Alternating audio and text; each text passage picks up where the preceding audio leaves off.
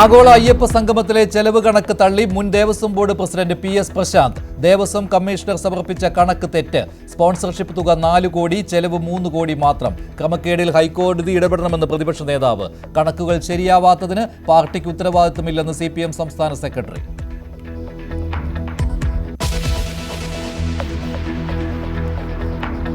PT കുഞ്ഞുമുഹമ്മദിനെതിരെ തുറന്നു പറച്ചിലുമായി പരാതിക്കാരി. മുഖ്യമന്ത്രിക്ക് പരാതി നൽകിയിട്ടും നടപടി വൈകിയെന്ന് ഡോക്ടർ ആശ ആച്ചി ജോസഫ്. സഹതാപമല്ല, സമൂഹത്തിന്റെ ഐക്യദാർഢ്യമാണ് വേണ്ടത്.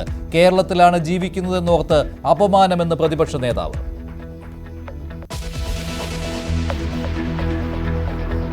പോക്സോ കേസിൽ മോട്ടിവേഷൻ സ്പീക്കർ പിടിയിലായത് മുൻ പോലീസ് ഉദ്യോഗസ്ഥൻ ഫിലിപ്പ് മമ്പാട്.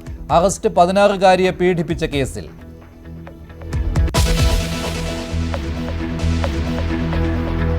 നിയമസഭാ തെരഞ്ഞെടുപ്പ് പ്രഖ്യാപനം ഉടനുണ്ടാകും. ഒരുക്കങ്ങൾ അവസാന ഘട്ടത്തിലെന്ന് തെരഞ്ഞെടുപ്പ് കമ്മീഷൻ. 21-ന് അന്തിമ വോട്ടർ പട്ടിക പ്രസിദ്ധീകരിക്കും. മുഖ്യ തെരഞ്ഞെടുപ്പ് കമ്മീഷണർ ഉടൻ കേരളത്തിലെത്തും. വോട്ടർ പട്ടികയിൽ ഇനിയും പേര് ചേർക്കാൻ അവസരം.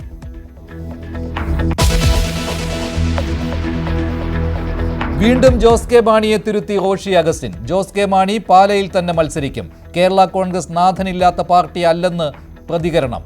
സിറ്റിംഗ് MLA-മാർ പോലും മത്സരിക്കുന്നതിന് തീരുമാനമായിട്ടില്ലെന്ന് ജോസ് കെ മാണിയുടെ തിരുത്ത്.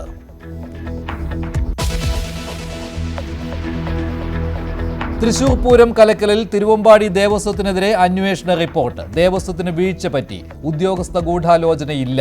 ADGP അജിത് കുമാറിനെതിരെ പരാമർശമില്ലെന്ന് സൂചന. ക്രൈംബ്രാഞ്ച് റിപ്പോർട്ട് ADGPക്ക് നൽകി.